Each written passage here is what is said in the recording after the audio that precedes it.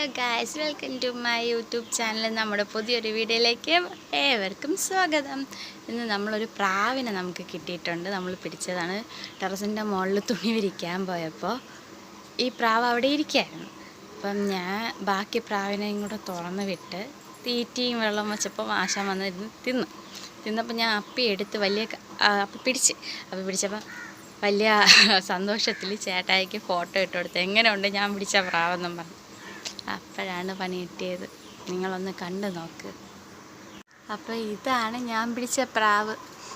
വളർത്തുന്നവർക്കാണെങ്കിൽ കാര്യം പിടികിട്ടി കാണും. മാടപ്രാവിൻ്റെ കുഞ്ഞാണ്. ഇതിനി വളർത്താനൊന്നും പറ്റത്തില്ല, കാരണം ഇത് ഇണങ്ങത്തില്ല. അപ്പോൾ ഇതിനെ ഇന്ന് തുറന്നു വിടും.